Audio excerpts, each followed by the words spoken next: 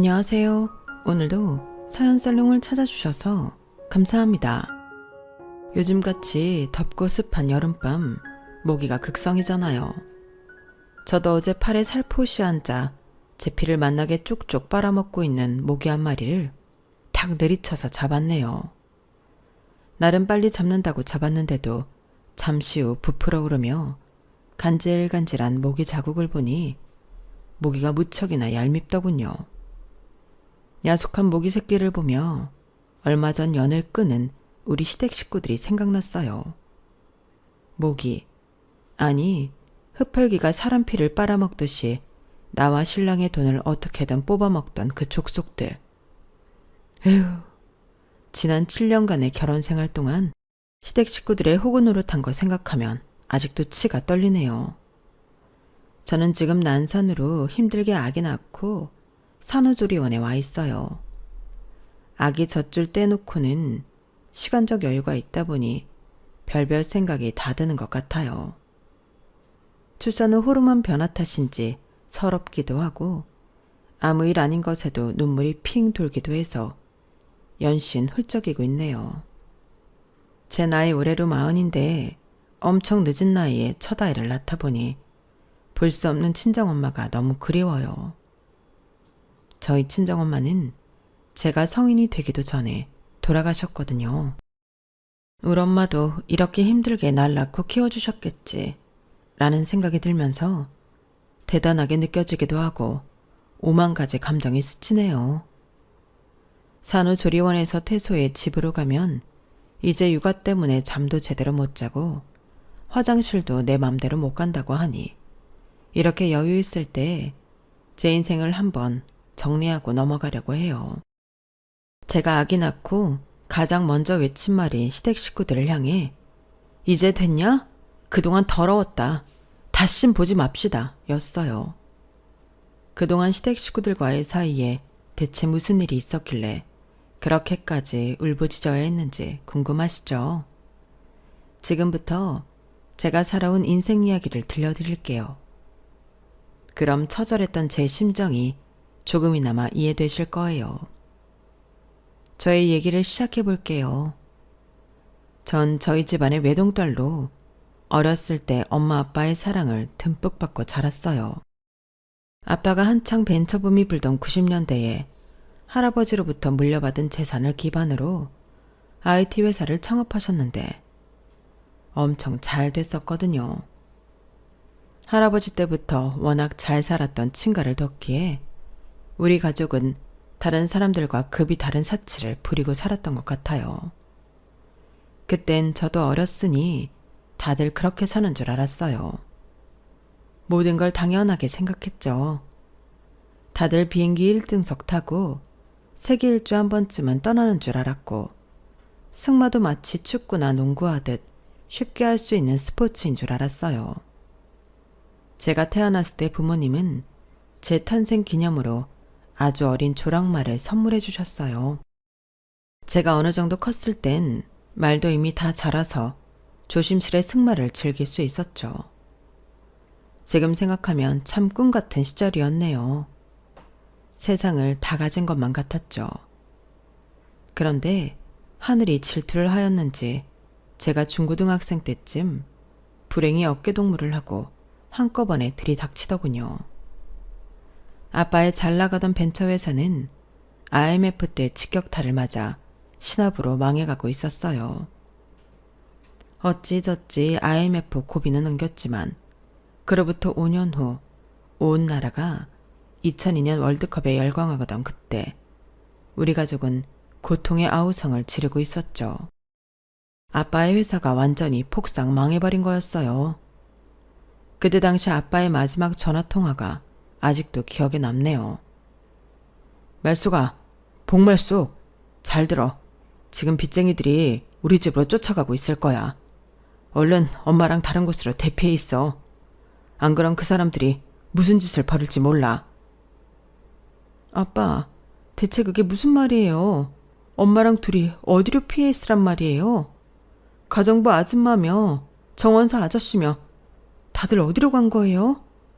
무슨 전쟁이라도 난 것 마냥 갑자기 왜 이렇게 된 거예요? 무서워요, 아빠. 아빠, 전화 끊겼어요? 뚜뚜. 아빠가 전화를 끄는 소리만 들렸어요. 이 소식을 옆에서 다 들은 엄마가 갑자기 쿵 하고 쓰러지셨어요. 갑자기 다급해진 전 119를 불러서 엄마를 병원으로 바로 모시고 갔죠. 그런데 엎친 데 덮친 경우로 긴급 종합검진을 받아본 엄마가 췌장암 말기라고 하더군요. 하늘이 노래지는 것 같았어요. 의사 선생님, 지금 아빠도 없고 저와 엄마뿐인데 마음의 준비를 하라는 말씀이 대체 무슨 의미예요? 우리 엄마가 죽기라도 한다는 말씀인가요? 안 돼요. 우리 엄마 죽으면 세상에 나 혼자뿐이란 말이에요. 췌장이란 장기가 있는 줄도 몰랐는데 췌장에 몹쓸 암이 생긴 것도 모자라 말기라니 너무 무서웠어요. 엄마는 급속도로 말라갔고 나중엔 피부까지 까맣게 변해 완전히 다 타버린 나무 장작 같았죠. 그동안 부모님으로부터 받아서 모아놓은 용돈이 좀 있었기에 그 돈으로 병원비를 대고 엄마 먹을 걸 샀죠. 뭐라도 드시게 해서 엄마랑 최대한 오래 같이 있고 싶었거든요. 그날도 엄마에게 줄 수박을 4분의 1통 사서 잘게 잘라 입에 넣어드렸어요. 웬일인지 그날은 엄마가 앉아서 수박을 조금씩 드시더군요. 신락 같은 희망이 보이는 듯 했어요.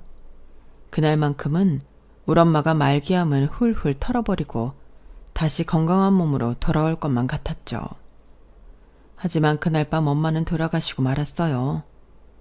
아마도 엄마는 외동딸인 제가 없는 돈을 쪼개 수박을 사온 정성을 알고는 조금이라도 드시고 돌아가신 게 아닐까 싶어요.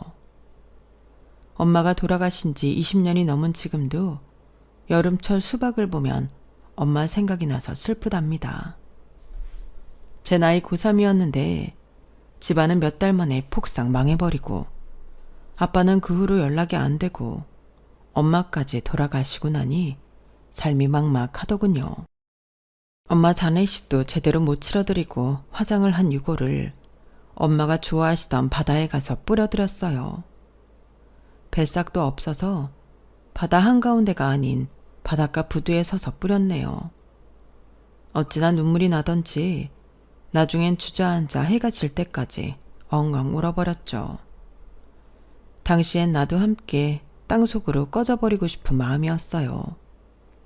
집으로 가서 좀 쉬고 싶었지만 이미 집도 절도 없어진 지 오래라 전 갈 곳이 없었어요.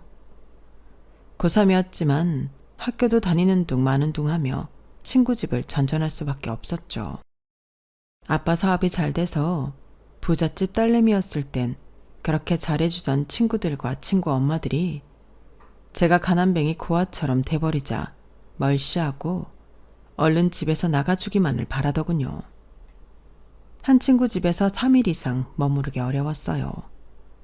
오죽하면 가을밤에 공원에서 노숙까지 해봤을까요? 어렸을 땐 귀신이 무서웠지만 다 크니 사람이 그리도 무섭더군요. 그러다가 중학교 때 제일 친한 친구였지만 고등학교를 다른 곳으로 배정받아 무척 아쉬워했던 김정희라는 친구가 떠올랐어요. 너무 오랜만에 연락이었지만 반갑게 받아주더군요. 전 친구에게 그동안의 사정을 다 털어놓으며 면목 없지만 집에서 재워줄 수 있겠느냐고 물어봤죠. 친구는 대답 대신 울음을 터뜨렸어요. 말수가, 그동안 그런 일이 있었어? 난 네가 아직도 부잣집에서 떵떵거리며 잘 사는 줄로만 알았어. 어쩜 그렇게 안 좋은 일이 한꺼번에 터지니? 네 인생도 참 불쌍타. 바보야, 왜 진작 얘기 안 했어? 다 큰 기집애가 무슨 공원에서 노숙을 해. 큰일 나려고. 당장 우리 집으로 와. 엄마한테 말씀드려서 따뜻한 밥 차려놓을게. 우리 엄마 성함도 말숙이어서 너랑 이름 똑같다고 중학교 때도 널 예뻐하셨잖아. 얼른 와. 기다리고 있을게. 정희의 집은 주택이었는데 오랜만에 찾아간 그 집은 인테리어가 많이 달라져 있더군요. 정희 엄마는 저와 성만 다르고 이름이 같은 서말숙이었는데 중학교 때는 항상 창백한 얼굴에 여기저기 아프셨던 기억이 있었어요. 그런데 오랜만에 만난 아줌마는 빨간 립스틱에 눈 화장도 매섭게 하고는 인상이 180도 달라져 있더군요. 어서 와라 말수가, 오랜만이다. 아줌마가 네 소식 궁금했는데 이렇게 다시 만나게 되니 너무 반갑다. 그래, 그동안 많은 일이 있었다고? 아줌마도 그간 많은 일이 있었어. 신병으로 시름시름 앓다가 신내림 받고 무당이 됐지 뭐냐. 이 집 인테리어가 낯설지? 신당으로 꾸며놓고 손님 받고 있단다. 겁먹을 필요는 없어. 저기 창고를 쓰던 조그만 방 하나 네 방으로 꾸며놨으니 여기서 지내렴. 정인의 아빠는 사고로 돌아가시고 말았어. 그래서 아줌마가 신내림 거부하다가 결국 운명을 받아들일 수밖에 없었지. 내가 신내림 안 받겠다고 버팅기다가 우리 정희까지 어떻게 될까 무서워서 말야. 너처럼 우리 가족에게도 많은 일이 있었단다. 어쨌든 여기 정희와 나 여자 들 뿐이니 너도 이 집에서 한 가족처럼 지내자꾸나. 감사합니다 아줌마. 정희야 고마워. 친구 정희에게도 그간 많은 일이 있었다는 걸 알게 된 저는 정희를 껴안고 많이 울었어요. 동병상련의 감정이 느껴졌거든요. 그렇게 정희 내에 얹혀 살면서 고3 생활을 무사히 마칠 수 있었죠. 20살이 되자 친구 집에서 계속 생활비도 안 내고 얹혀 살기가 민망했어요. 절 위해 항상 푸짐하게 밥상 차려주시는 아줌마께도 죄송했고요. 돈이 없으니 대학에 가는 건 꿈도 못 꾸고 얼른 취업 자리를 알아봤죠. 제 고향이 서울이 아니다 보니 좀 괜찮은 일자리는 죄다 서울에 있더군요. 너무너무 아쉬웠지만 아줌마와 정리에게 이별을 고하고 서울로 향하기로 마음먹었어요. 제가 떠나는 날 아줌마는 단호하게 제게 일러주시더군요. 말수가 서울은 눈 뜨고도 코 베이는 곳이니까 마음 단단히 먹고 생활해라. 알았지? 그리고 무당인 아줌마가 네 사주 넣고 기도드려 보니 네 팔자는 엉겅퀴 팔자다. 어쩔 수 없이 가시밭길을 걸을 수밖에 없어. 그리고 그 엉키고 설킨 실타래를 풀어줄 사람은 네 새끼뿐이다. 근데 그 자식이 쉽게 오진 않을 거야. 그래도 끝까지 절대 포기하지 않고 노력하면 아기가 얻어질 터인데 그 아기가 세상에 태어나는 순간 거짓말처럼 네 인생은 편안해질 거야. 요즘 말로 꽃길만 펼쳐질 거란 말이다. 그러니 아무리 나이 많이 먹어도 반드시 아기 하나는 가져야 한다. 알았지? 그땐 그 말이 무슨 말인지 잘 몰랐어요. 제 나이 20살이었는데 결혼하면 당연히 1, 2년 내로 아기가 다 생기는 줄 알았거든요. 그럼 내가 결혼 자체를 늦게 한단 말인가? 아무렴 어떠리. 지금 내가 남자랑 연애하고 결혼할 팔자인가? 제 앞으로의 미래에 대해선 별 생각 없이 당장 돈 한 푼 없이 지내야 할 서울살이가 막막하게 느껴졌죠. 서울로 올라와 일단 싸구려 월세방이나 고시원이라도 얻기 위해선 돈이 필요했어요. 다행히 터미널 근처 옷가게에서 사랑극구라는 공고를 보고는 바로 가서 일 좀 하게 해달라고 거의 빌다시피 했죠. 옷가게 주인 언니는 아주 짙은 화장을 하고 있었는데 속눈썹 몇 개를 겹쳐 붙인 건지 먼 놈의 송충이가 눈덩이 위에 있는 줄 알았네요. 껌을 짝짝 씹으며 제게 이것저것 묻더군요. 그래, 미성년자는 아니고? 아니, 성인이 됐으면 기본 화장은 해야지. 반반한 얼굴 믿고 쌩얼 다니는 거야? 아, 제가 화장품이 하나도 없어요. 로션 하나가 다네요. 여기서 일하려면 화장해야 하나요? 그럼 립스틱이라도 사서 바르고 다닐게요. 당장 돈을 벌어야 해서 꼭 일 좀 시켜주세요. 네? 제 사정을 다 들은 주인 언니는 다행히 마음만은 착한 것 같았어요. 제게 메이크업 용품들을 이것저것 챙겨주면서 화장 좀 하고 다니라 하더군요. 그리고 싸구려 월세방도 소개해줬어요. 심지어 보증금 50만 원까지 선불로 빌려주면서 말이죠. 감사합니다, 사장님. 이 은혜 평생 잊지 않을게요. 시키는 일 다 할게요. 성실히 일할 테니 걱정 마세요. 너 진짜 시키는 일 다 할 거니? 어쨌든 사장님이라 부르지 말고 앞으로 그냥 언니라고 해. 사장님이라고 하면 내가 늙어 보이잖니? 그렇게 주인 언니와 나름 친하게 지내며 옷가게에서 열심히 허드렛 일을 했어요. 그렇게 1, 2년이 지나고 하루는 주인 언니가 대뜸 제게 투잡을 제안하더군요. 복말숙, 너 투잡 안 뜰래? 너 여기서 최저시급 받고 있잖아. 거기 가면 가만히만 앉아 있어도 1시간에 10만 원 이상 벌 수 있어. 어때? 오늘 밤에 시간 되지? 언니가 예쁜 옷 좀 가져와 봤으니 이거 입고 집에서 대기하고 있어. 풀 메이크업 다 하고 말이야. 내가 이따 밤 10시에 픽업 갈게. 알았지? 전 어리둥절했지만 내가 일하는 가게의 사장이 하는 말이니 일단 들어야 했어요. 옷이 좀 많이 파였고 입기엔 암사스러웠지만 대체 뭔 일인가 싶어 나름 화장도 풀 메이크업 다 하고 10시에 대기하고 있었죠. 가만히 앉아만 있어도 1시간에 10만 원 넘게 준다니 그것도 매우 솔깃한 제안이었고요. 주인 언니 차를 타고 다다른 곳은 간판도 없는 곳이었어요. 지하로 내려가서 언니가 들어가라고 하는 방에 들어가 보니 담배 연기가 자욱하고 웬 여자 남자들이 술에 잔뜩 취해 있더군요. 야, 네가 이 집 새로 온 에이스냐? 쌍판떼기 하나는 반반하게 생겼네. 이리 와서 얼른 내 앞에 앉아봐. 그곳은 뉴스에서나 보던 룸사롱 같은 곳이었어요. 시급 100만 원을 준다 한들 한시도 그곳에 더 머무르고 싶지 않았죠. 너무 놀라서 전 뛰어나왔어요. 뒤에서 옷가게 주인 언니가 따라 쫓아나오더군요. 야, 복말숙. 너 저 손님들이 어떤 사람들인 줄 알기나 하고 이렇게 예의 없이 뛰쳐나온 거야? VIP 손님들 다 떨어져 나가면 우리 술집 망할 수도 있다고.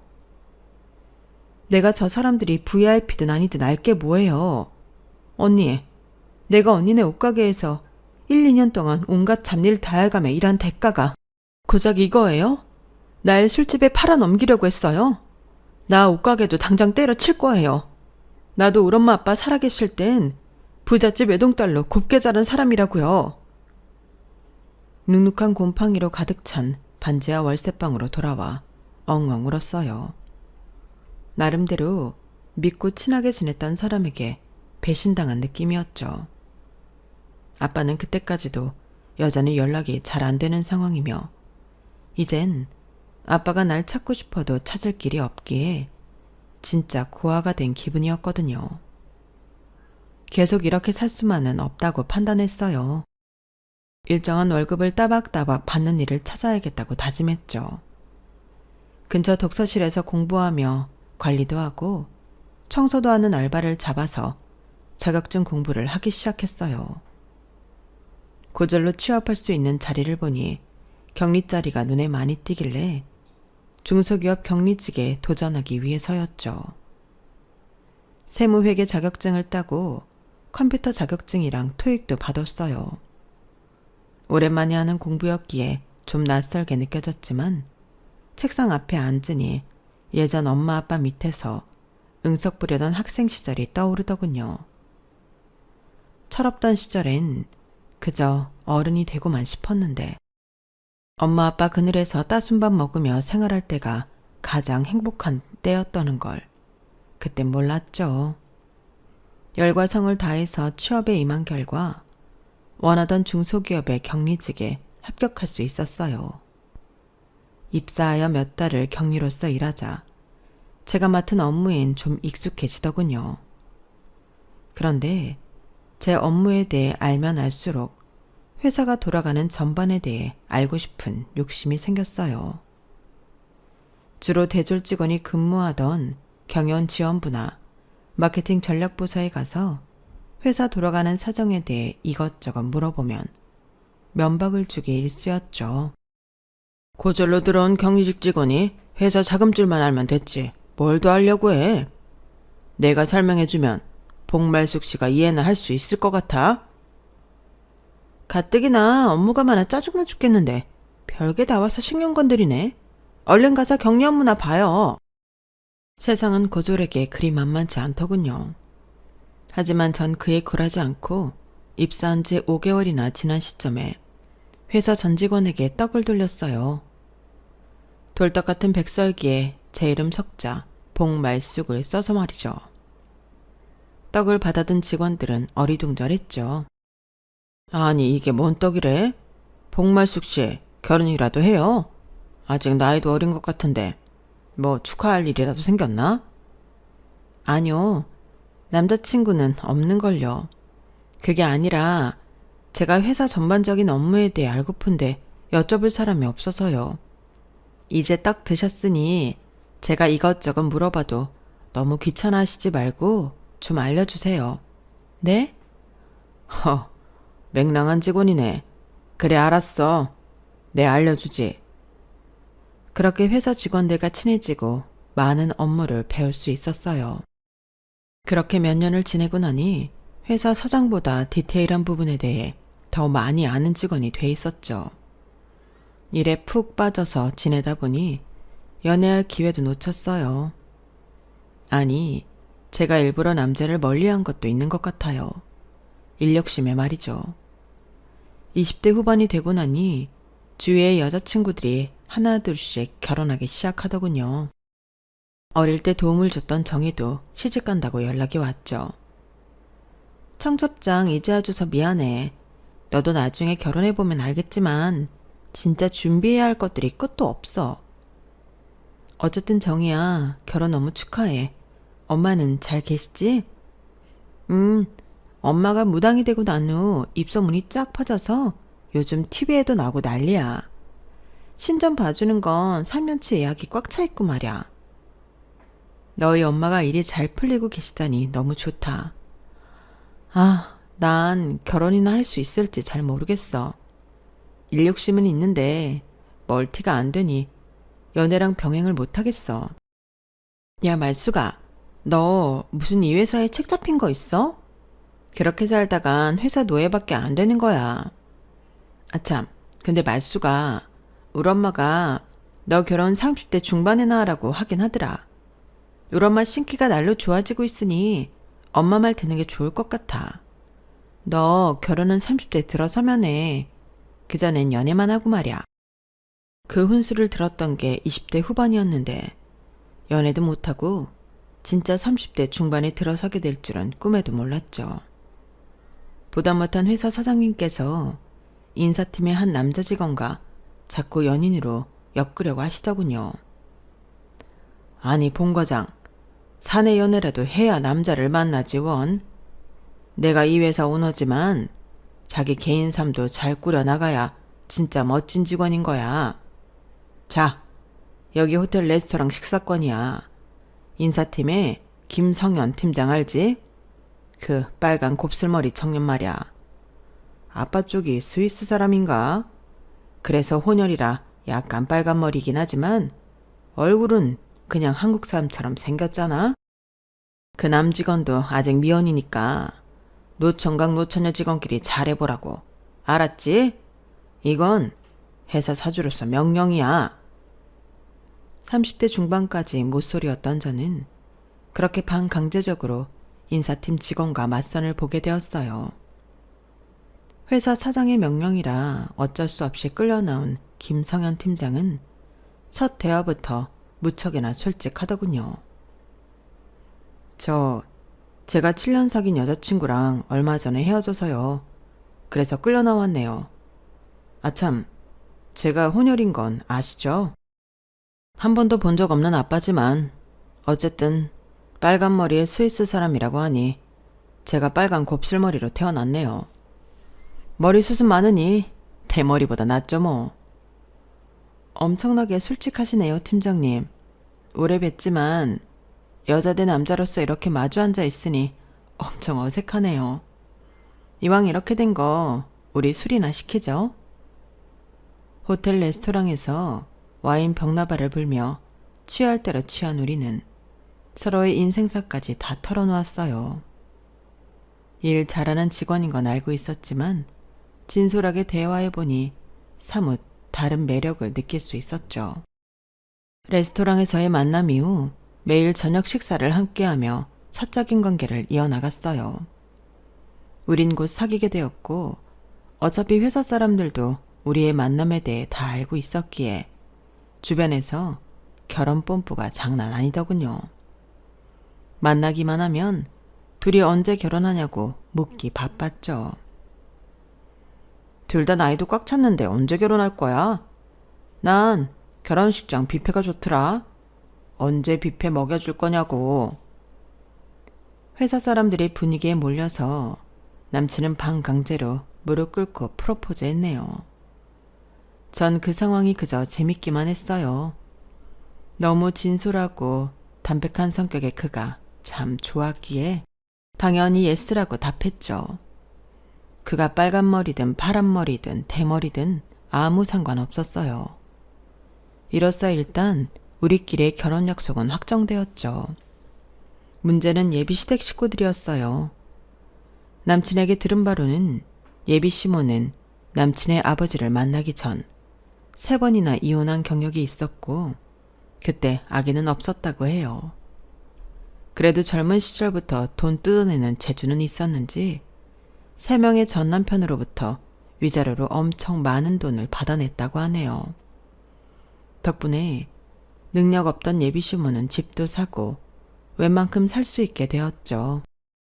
3번째 이혼 후 받은 위자료로 유럽 여행을 떠났는데 그곳에서 첫눈에 반한 빨간머리 스위스 남자랑 갑자기 사귀게 되어 한국까지 와 살림을 차리고 둘째인 남친까지 낳았다고 하네요.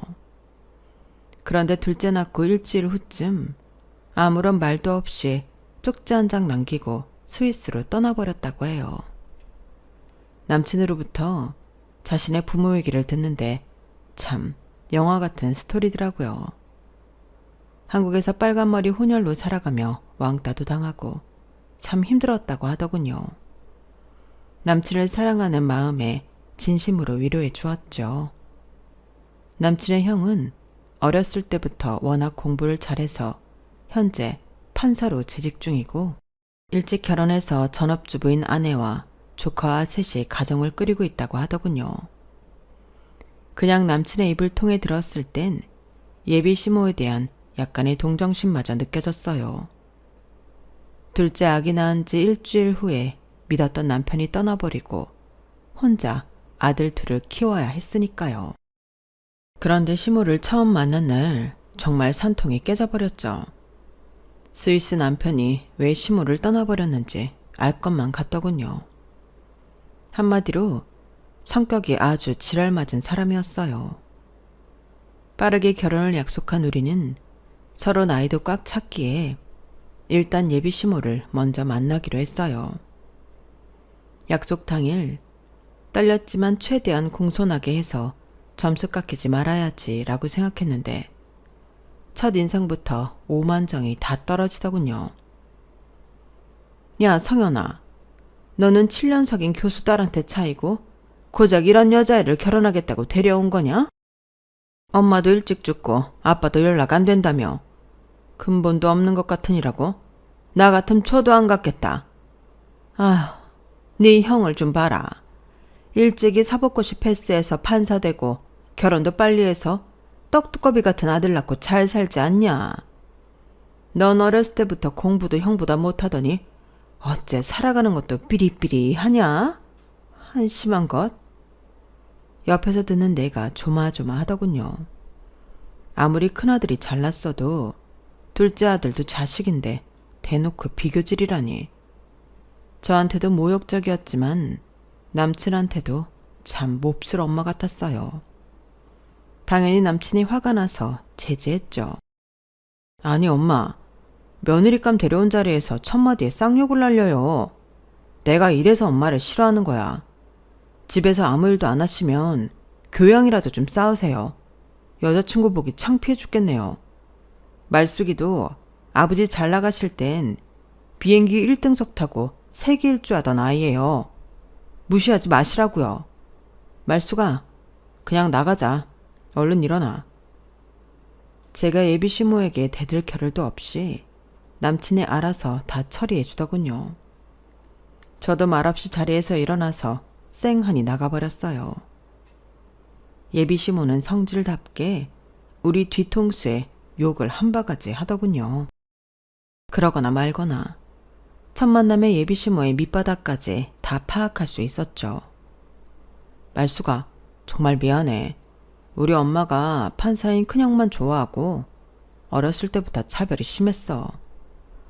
어차피 난 내놓은 자식이니 엄마한테 더 이상 허락 구할 필요 없이 우리끼리 결혼식 간소하게 치르고 서로 돈 모아서 전세 얻어서 살자. 아니야 자기야. 나한테 미안할 거 없어. 그래요. 나도 적은 월급이지만 돈 벌 줄만 알았지. 쓸 줄은 몰라서 좀 모아놨으니 아파트 전세 얻어서 혼인신고하고 살아요.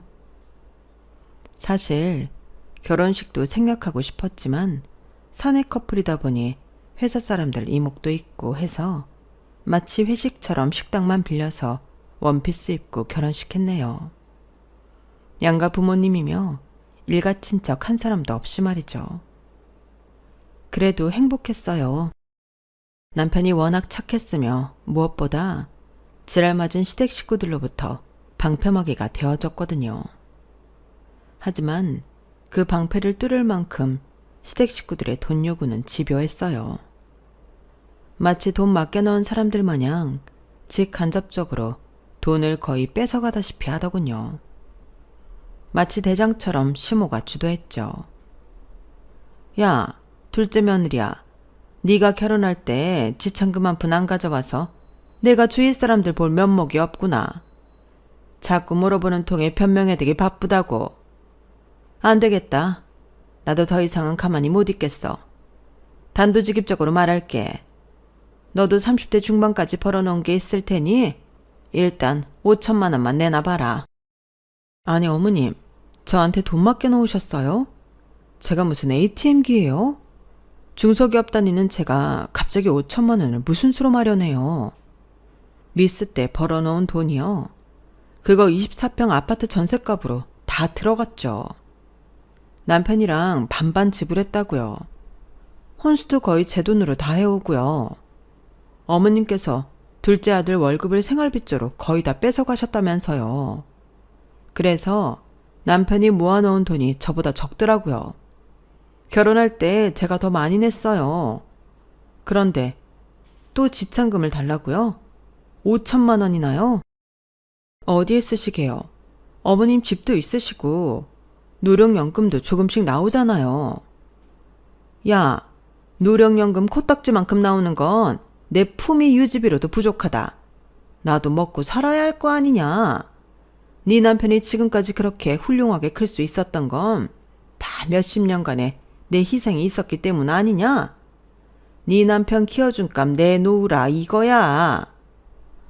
아니 어머님, 신랑 말 들어보니 공부 잘하는 아주버님이랑 그렇게 차별을 심하게 하면서 키웠다는데 이제 와서 훌륭한 아들 키워놓은 값을 달라고요? 좀 어이가 없네요. 저희가 아직 아기가 없으니 그럼 매달 생활비조로 몇십만 원씩 계좌로 넣어드릴게요. 그럼 됐죠? 신혼 초에 더 이상 시댁에서 분란을 일으키고 싶지 않았고 시모의 먹 같은 성격을 이미 알았기에 몇십만 원의 생활비를 매달 주는 걸로 쇼부를 봤어요. 하지만 어버이날, 어머님 생신, 제사, 명절, 학예, 동계 휴가비까지 별별 명목으로 용돈을 요구하며 돈을 뜯어갔어요. 돈 뜯어갈 때만 매우 친절하게 전화를 하시더군요. 저나 남편이 회사 일로 항상 바빴고 몇 년이 지나도 아기가 생기지 않자 초조한 마음에 임신 성공시키는 데만 백방으로 알아보기 바빠서 그냥 웬만하면 돈 달라는 대로 드렸네요. 시댁 형님 또한 좋은 사람이 아니었어요. 전업주부임에도 불구하고 명절에 어떻게든 저한테 모든 걸 다 시키려고 작정한 사람 같았죠. 동서, 나 이번 명절에 좀 아플 것 같아. 벌써부터 몸이 좀 안 좋네? 그래서요, 형님? 아니, 이미 아픈 것도 아니고 명절에 아플 예정이라는 말은 또 생전 처음 들어보네요. 어떻게 형님 몸은 명절이나 제사 때만 맞춤으로 아픈가요? 전 일하잖아요. 전업주부인 형님이 오히려 주도적으로 준비해야 하는 거 아닌가요? 뭐? 지금 전업주부 무시하는 거야, 뭐야? 난 아들이 있잖아. 얘 지금 미국 유학 보내려고 이것저것 챙기느라 바빠 죽겠다고. 동서는 애도 없잖아? 벌써 결혼한 지 6년이 넘었는데 애 안 생기는 거 보면 불임 아니야? 어차피 애 못 낳을 몸이면 명절에 몸빵 해야지. 손이 형님한테 대드는 거 보니 아주 예절을 밥 말아 드셨구만. 부모 없이 자란 티가 나네. 그렇게 고약스러우니 애가 안 생기지. 지금 뭐라고 하셨어요? 누가 고약스럽다는 거예요? 그리고 내가 태어났을 때부터 고아예요? 누구 보고 가정교육 운운하는 건지 원. 어쨌든 앞으로 명절 제사 등등은 무조건 반반 일하는 걸로 해요. 형님이 아프면 저도 아플 예정이라고요. 혼자 오랜 시간 꿋꿋이 버텨온 구력이 있었기에 저도 시댁 식구들한테 지지 않기 위해 발악을 했어요. 그런데 시댁 형님이 통화를 끊은 줄 알고 저쪽 편에서 누군가와 얘기를 하는 게 들리더군요. 자세히 들어보니 시모 목소리였죠. 아이고, 야, 애미애비 없고 고절로 못 배워먹어서 그런지 아주 싸가지가 바가지다. 옆에서 듣는 내가 다 오금이 저리는구나. 그러니까요, 어머님. 동서랑 얘기하면 아주 화딱지가 나서 죽겠어요. 그래도 대학까지 나온 교양 있는 네가 참아라. 내가 아주 용한 무당 찾아가서 둘째네 돈이 우리 장손 서준이한테 다 갈 수 있도록 기도드리고 있다. 이번에 국까지 한 판 크게 벌일 셈이야. 둘째네가 계속 애기 안 생기도록 말이야. 이미 7년 됐는데 애 안 생기는 거 보면 불임이 틀림없는 것 같아. 그 무당이 둘째 며느리랑 이름이 같은 서말숙인가? 그래서 좀 깨름칙했지만 굿벌이면 그 효력이 아주 적중한다고 소문이 자자하더라. 둘째네한테서 뺏은 돈이 한 700 남아있으니 그 돈으로 굿 한 판 크게 벌여야겠다. 어머님, 굿하는데 저도 따라갈게요. 우리 서준이한테 시동생네 돈이 다 올 수 있도록 같이 기도드려야겠네요. 뭐? 우리 돈이 형님네 아들한테 돌아갈 수 있도록 기도드린다고? 비가 거꾸로 솟는 것 같았어요.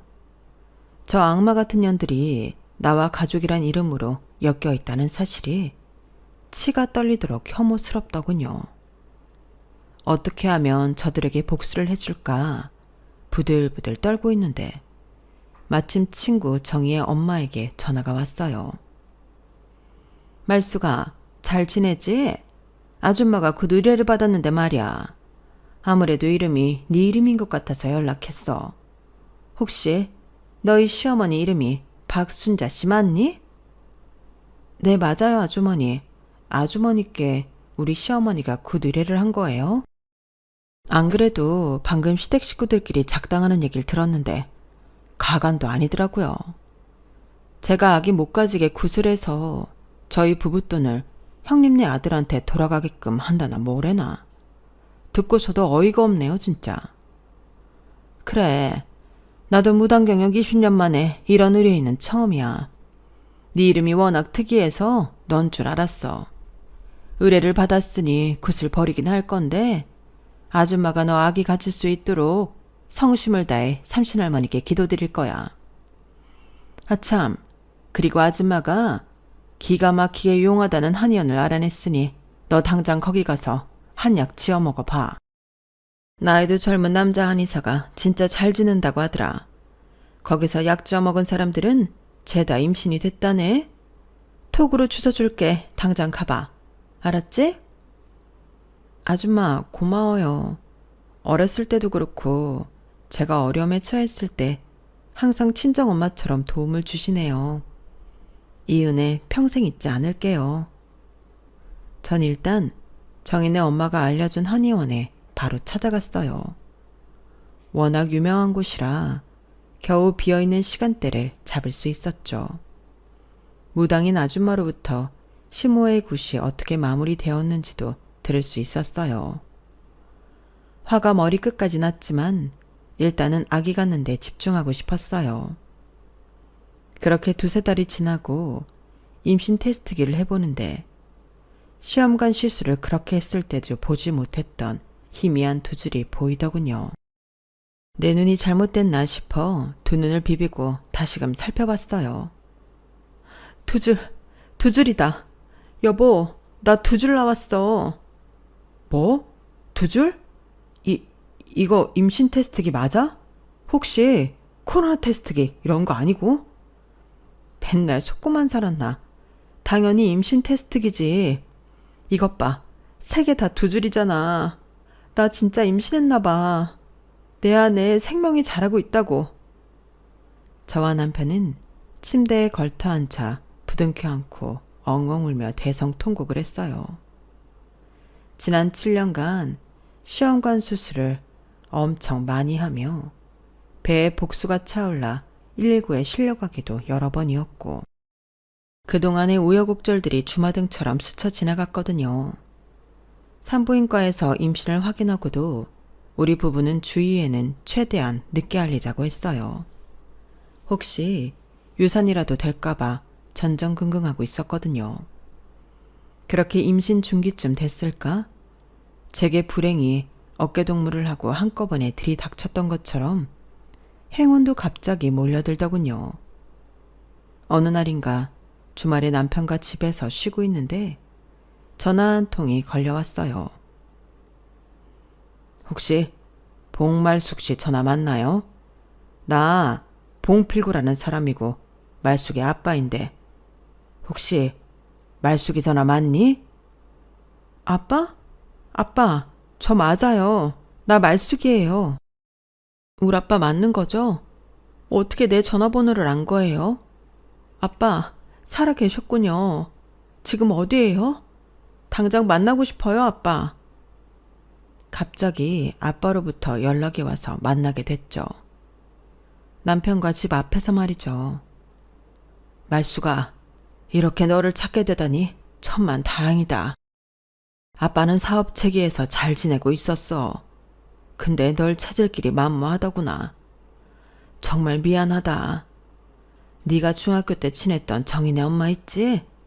아주 유명한 무당이 되어 TV에 나오길래 내가 방송국 전화해서 연락해봤지.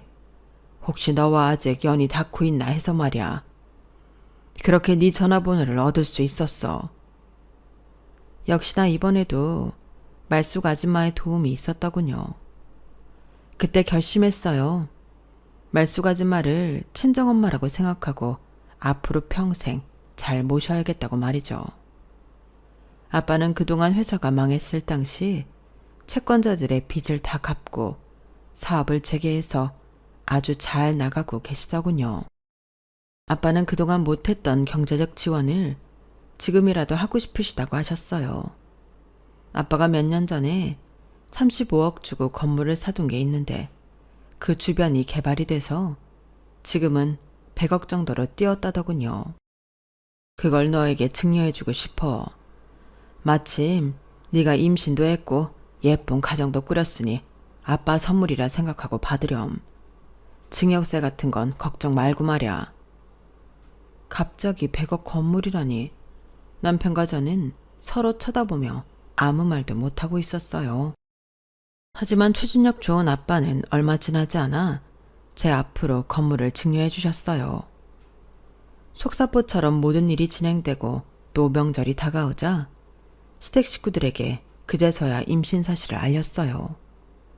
그랬더니 시모의 반응이 아주 가관이더군요. 뭐? 한의원에서 약 먹고 애가 졌다고? 그 한의사 남자지. 너 한의사랑 그렇고 그런 사이인 거 아니니? 지금 뭐라고 하셨어요, 어머님?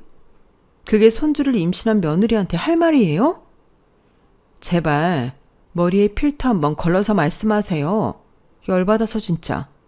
그럼 이왕 말 나온 김에 아빠가 내 앞으로 증여해 주신 100억 건물 걸고 말씀드려 볼까요? 제 뱃속에 아이가 태어나고 DNA 검사했을 때 다른 남자아이면 제가 100억 건물 시댁 식구들한테 넘길게요. 뭐? 아버지가 갑자기 나타나서 100억 건물을 너한테 증여해 줬다고? 그래. 지금껏 7년간을 애 못 가지다가 갑자기 임신한 걸 보면 분명 뒤가 구린 게 있을 거야.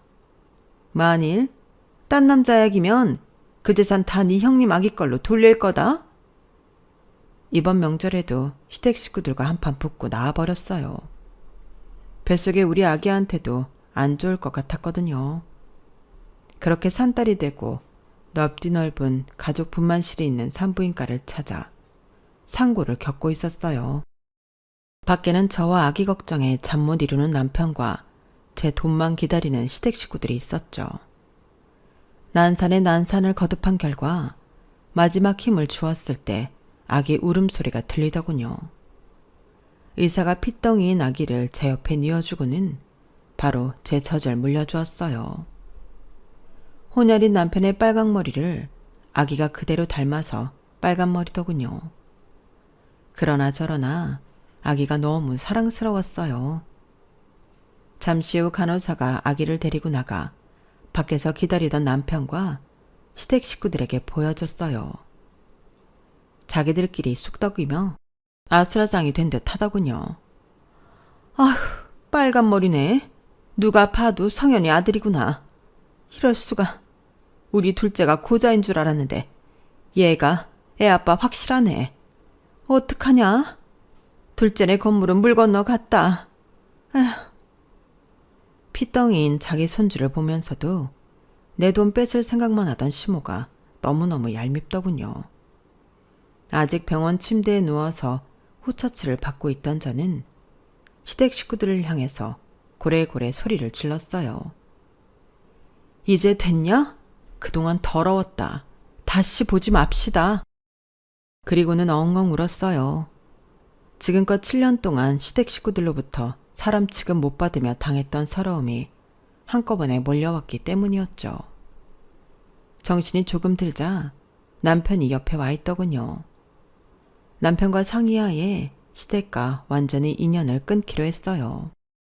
그래 여보, 지금껏 너무 미안했어. 나도 큰형만 예뻐하는 엄마 더 이상 보기 싫어. 우리 아기와 함께 셋이 알콩달콩 행복하게 살자. 더 이상 시댁 신경 안 써도 돼. 용한 무당인 말쑥 아줌마의 말이 맞았어요. 아기를 낳으면 이 아기가 나의 운명의 실타래를 술술 다 풀어준다는 그 얘기 말이죠. 결론적으로 우리 아기가 복덩이인 거죠. 졸지에 100억 건물주가 된 저는 산후조리만큼은 럭셔리한 곳에서 하고 싶었어요. 이곳에서 호강하고 있네요. 다만 다시금 원래 생활로 돌아가면 지금까지 그래왔듯이 절약하며 살려고 해요. 우리 아이한테도 올바른 소비 습관을 가르쳐야 하니까요. 우리 세 식구 앞으로 사회에 좋은 일 많이 하며 열심히 성실하게 살도록 하겠습니다. 지금까지 제 이야기를 들어주신 여러분들께도 행운이 가득하길 기원할게요. 고맙습니다. 여러분, 사연 댓글에 응원과 현명한 조언 부탁드려요. 좋아요와 구독은 저에게 큰 힘이 됩니다. 오늘도 좋은 일 가득하세요.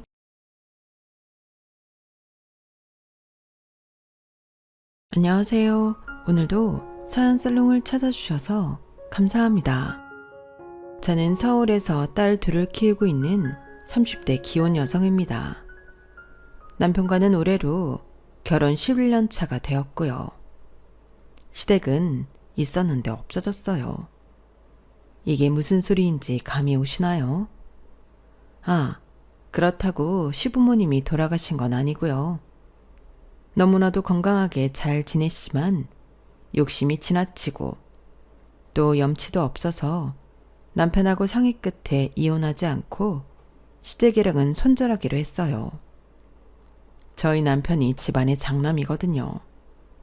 그래서 나름 책임감도 갖고 있고 밑으로 동생이 둘이나 있어 큰아들 노릇을 하려고 하는 편이었는데 제가 도저히 못 살겠다고 하니 다 버리고 저를 선택한 남편이에요. 물론 이렇게만 말하면 남편 잘 만났네, 남편 정말 훌륭하다 라고 쉽게 말씀하실 수 있으실 텐데요. 사실 그것도 아니었어요. 저희 남편이 장남이라고 했잖아요. 그럼 저는 맏며느리였는데 남편보다도 제가 해야 할 책임과 의무가 더 많았죠. 남편 역시 그걸 알고 있었는데 제가 있어 자기가 편하니까 어느 순간부터는 알아도 모르는 척 하더라고요. 그런데 시간이 지나면 지날수록 시어머니와 제가 자꾸 부딪히고 또 말도 안 되는 소리로 저희 친정까지 들쑤서 놓으셔서 제가 참다 폭발하는 일이 있어서 저는 더 이상 이대로 살 수는 없었어요. 그리고 그때는 왜 그렇게 남편도 한 통속처럼 느껴지는지 그 집안 사람들 꼴도 보기 싫어서 이혼하자고 했는데 그때 남편이 그러더라고요. 자기는 이혼할 생각 전혀 없으니 자기가 그냥 자기 가족을 버리겠다고요. 뭐? 가족을 버려? 그게 가능한 소리야? 왜? 불가능할 게 뭐가 있지? 안 보고 살면 되지. 자기한테 우리 집 일 강요하지 않고 명절이나 기념일에 시댁 갈 일 없으면 되는 거 아니야? 그렇게 해준다고. 됐어. 그게 가능했으면 나는 뭐하러 지금까지 이렇게 살았는데 지금 누구 놀려? 누가 그렇대. 사실 나도 자기 힘든 거 알고 있었어. 근데 다른 집 며느리들도 다 그렇게 사는 줄 알았지. 근데 이번에 우리 엄마가 자기랑 처갓집 한테 하는 거 보고 이건 아니다 싶었어. 이건 진심이야. 그리고 내가 자기랑 이혼해서 어떻게 사냐? 왜 못 살아? 아, 불편해서 못 사나? 밥이며 빨래며 청소며 다 해주는 사람이 있었는데 없으면 불편하긴 하겠네. 에이, 비꼬지 말고. 진심이라고 했잖아. 나도 우리 엄마가 거기까지 할 줄은 정말 몰랐어. 나도 실망했고 자기가 우리 식구 때문에 나랑 헤어져야겠다면 내가 우리 식구를 버린다니까. 그럼 이혼하지 않아도 되잖아. 지금이야 그렇지. 근데 나중엔 나 탓할 수 있잖아. 자기는 자기 부모고 가족인데 나랑 같을 수는 없지. 그래, 만약에 내가 그러면 그때 이혼해. 그땐 내가 자기가 원하는 조건으로 이혼 도장 찍을 테니까. 남편은 마치 그런 일은 없을 거라는 듯 큰 소리를 치며 저를 붙잡았어요. 그리고 아이들을 위해 저는 이혼을 잠정 보류했는데요. 사실 지금도 마찬가지예요. 저는 결혼이라는 게 무조건 이혼하면 안 된다고 생각하는 사람이 아니거든요. 예전에 TV 드라마에서 이런 대사가 있었는데요. 이 세상의 모든 부부는 잠정적 이혼 상태라고요. 저는 그 말이 정말 맞다고 생각해요. 언제든지 할 수 있는 게 이혼이고 조금이라도 이건 아니다 싶으면 남편한테 약속도 받아 놓았겠다. 위자료랑 양육비 빵빵하게 받아서 헤어질 생각인데 그 전까지는 미우나 고우나 내 남편이고 내 가족이니 품고 살려고요. 그리고 남편한테도 늘 그렇게 말하고 있는데요. 잡은 물고기라고 함부로 할 생각하지 말고 오래 같이 살았다고 내년에 같이 살아주는 거 아니니 잘 하라고 말하고 있어요. 그래서인지 예전보다는 마누라 귀한 줄 알고 자기 새끼 예쁜 줄 아는 제법 제 마음에 드는 남편 노릇을 하고 있는데 저는 이 긴장감이 좋다고 생각합니다. 우선 그게 아니라면 저는 정말 이혼하지 않고 버틸 수가 없었거든요. 그건 이제부터 제가 여러분들께 소개하고 싶은 이야기인데요. 세상에 이렇게 염치 없고 이기적인 사람이 있다는 걸 다음과 같이 고발하는 바입니다. 저는 남편이랑 같은 회사에서 만나 사내 연애를 하고 결혼했어요. 남편이 저보다 선임이고 또 제 사수라 출근하면 가장 자주 붙어 있었는데 그렇다 보니 자연스럽게 이성적인 감정이 싹 텄죠. 그리고 그때는 남편이 저를 꼬시려고 엄청 노력할 때였는데요. 순진했던 제가 거기에 홀랑 넘어갔어요. 저도 남편이 좋았거든요. 일단 저보다 일을 잘하니 그것부터가 멋있게 보였는데 나이 차이는 4살이지만 뭔가 어른처럼 느껴졌던 것 같아요. 제가 잘 못하거나 질문을 하면 늘 명쾌하게 답을 찾아줬는데 그 모습에 저도 사실은 남편을 많이 좋아했어요. 그러니 남편이 대시를 했을 때 이게 웬 떡이냐 싶어 얼른 수락을 했고 그렇게 처음엔 비밀 연애를 시작으로 공개 연애 및 결혼으로 이어졌어요. 그리고 둘째를 낳으면서 저는 회사를 그만뒀는데요. 첫애도 엄마 손이 많이 가고 둘째가 태어났을 때부터 몸이 허약해 도저히 회사를 다닐 수가 없었어요. 남편도 은근슬쩍 제가 회사를 쉬었으면 했는데 여기서 시어머니만 제가 회사를 그만두는 것을 반대했죠. 아우, 요즘처럼 힘든 시대에 외벌이가 무슨 말이야. 이젠 부부가 같이 벌어야지. 저도 그러고 싶은데요. 재준이가 병원을 자주 가다 보니까 저도 눈치가 보여서요. 영은이도 아직은 엄마 손이 많이 필요하고요. 그렇다고 저 말고 대신 저희 애 봐줄 사람이 있는 것도 아닌데 어머님이 이해해 주세요. 이해는 무슨? 그럼 우리 아들만 힘들잖아. 안사돈한테 부탁드리면 안 되냐? 저희 엄마요? 저희 엄마는 직장 다니시잖아요. 그니까 직장을 그만둬야 한다면 너보다는 일 오래 하신 니네 엄마가 그만두는 게 좋잖아. 바깥 사돈이 돈을 못 버시는 것도 아닌데 막말로 더 키울 자식이 있는 것도 아니고 그 나이에 돈 더 모아서 부귀영화를 누릴 것도 아니잖아. 그래도 어떻게 그래요. 말이 나와 말씀드리는데 제가 어머니한테 애들 좀 봐달라고 하면 봐주실 거예요? 뭐? 나? 아, 내가 어떻게 애를 보니? 나 허리 디스크 있는 거 몰라? 우리 딸애도 한 명인데 내가 못 보지 않니? 그니까요. 각자 다 사정이 있는 건데 저도 친정에 아쉬운 소리 하기 싫어요. 저희 부모님은 저희 부모님대로 노후 계획이 있으실 텐데 그냥 저희 애는 저희가 키울래요. 그래도 그렇지. 니네 그러다 집은 언제 사니? 시어머니는 제가 일을 그만두는 것에 입이 삐죽 나왔어요. 사실 영영 전업주부를 할 생각은 아니었고 아이들이 어느 정도 크면 그때 다시 일을 할 생각이었는데 시어머님이 저렇게 나오시니 좀 서운하다 못해 화가 나더군요. 당신은 해줄 것도 아니면서 저렇게 말하는 게 너무 이기적이라고 생각했어요. 사실 시자가 붙으면 어쩔 수 없다고 생각하는데 저희 시어머니도 다른 집 시어머니처럼 며느리보다는 자기 아들이 우선인 그런 사람이었어요.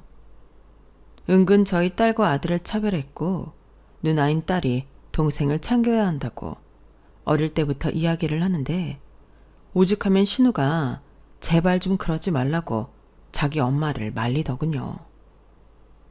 저희 신우는 위로는 오빠, 아래는 남동생이 있어 크는 내내 서운했던 기억밖에 없다고 했거든요. 그런데 막상 다들 크고 보니 시어머니는 아들보다는 딸이 편하다고 그렇게 신우를 불러 병원 가자, 시장 가자 하며 의지하셨는데 신우는 그것도 싫어했어요. 저도 살가운 구석이 별로 없는 딸이지만 신우도 엄마라고 달리 챙기는 꼴을 보지 못했죠. 아, 3남매 중에 가장 빨리 결혼한 자식은 신우였어요.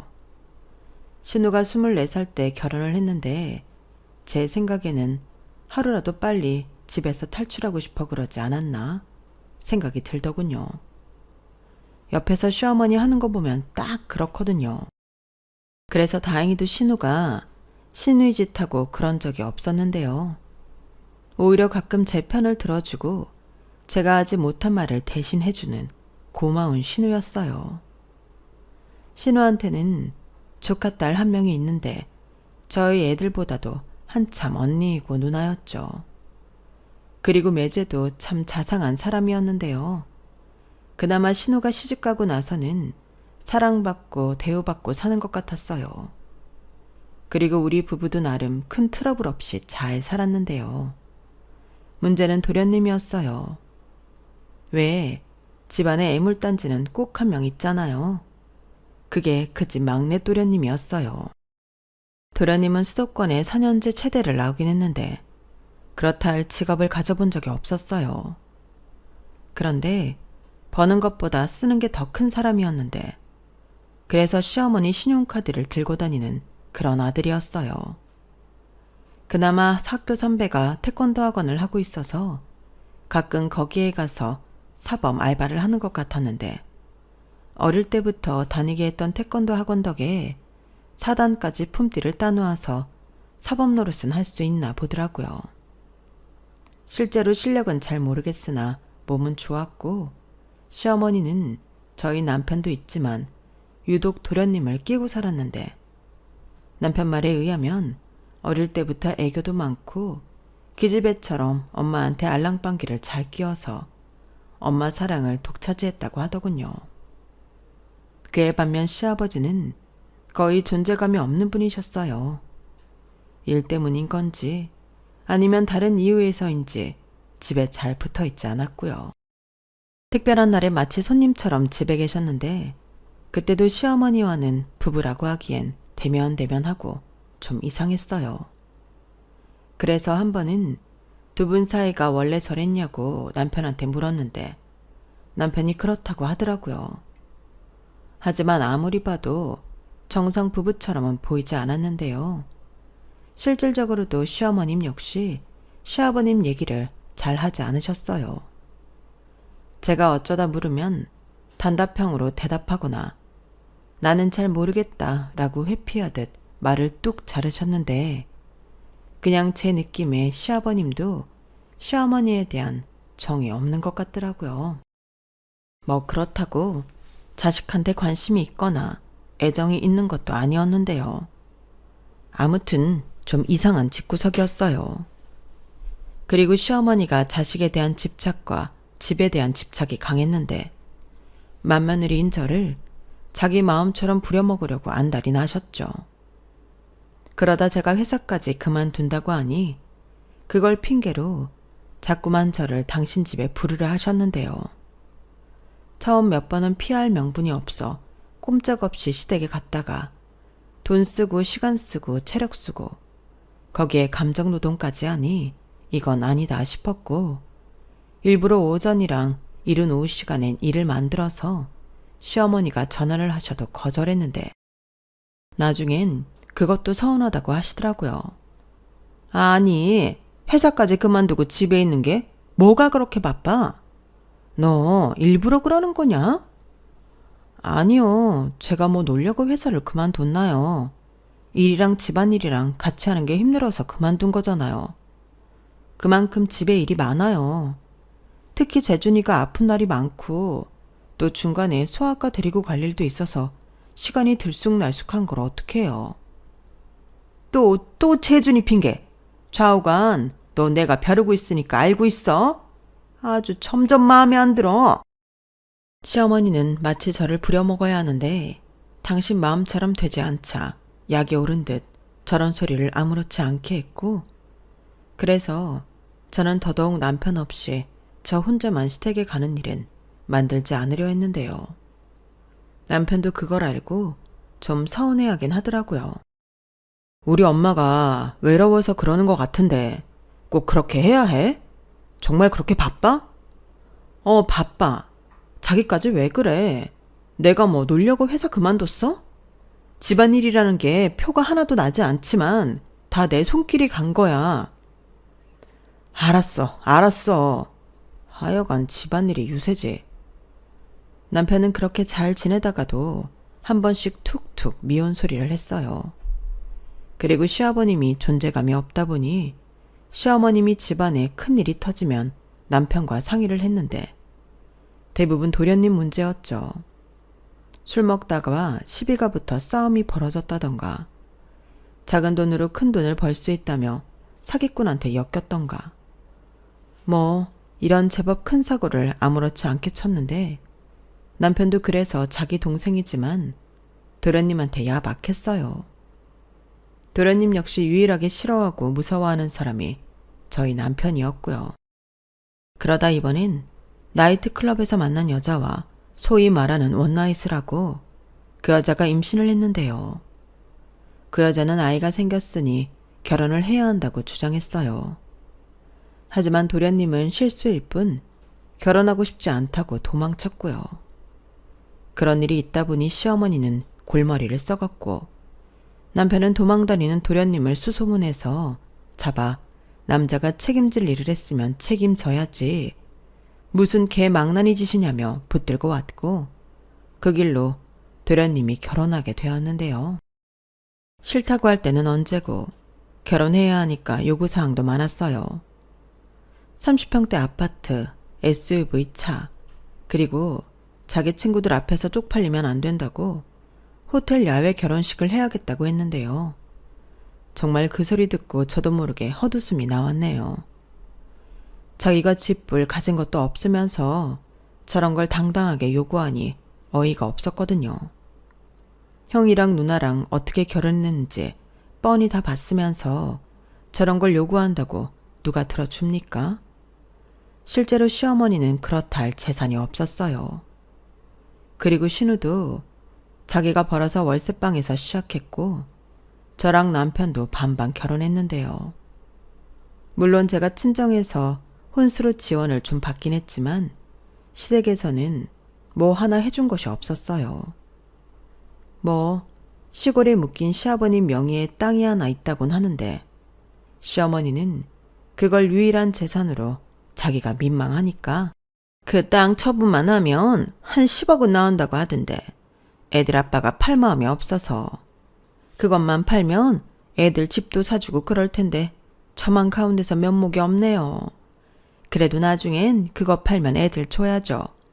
저는 그럴 생각입니다. 특히 장남이랑 맏며느리는 더 줘야죠. 이런 말로 넘어가셨는데 그 땅 제가 부동산에 알아보니까 10억은커녕 팔아도 2천만 원 나올까 말까라고 하셨어요. 그나마 팔리면 다행이지. 그 시골 구석에 막힌 걸 누가 사냐고. 그건 그냥 없는 거라고 생각하는 게 속 편하다고 했는데 시어머니는 그걸 아시는 건지 모르시는 건지 돈 얘기만 나오면 그 땅 얘기만 주구장창 하셨는데 차마 어머니 그 땅 못 파는 똥값이래요 라는 말은 못했어요. 자기도 민망하고 저도 민망한 얘기니 서로 안 하는 게 낫다고 생각했죠. 그리고 실제로 남편과 신우는 그 땅 얘기만 나오면 눈살을 찌푸렸는데 자식들이 저 정도면 말 다 했죠. 그리고 저는 애당초 시댁 재산에는 관심이 없었기 때문에 그 말에 휘둘릴 것도 없었는데요. 문제는 망나니 같은 도련님이었죠. 엄마, 그 땅 있잖아. 그거 팔아서 나 집이랑 차 사줘. 그러면 되잖아. 아니 이놈이?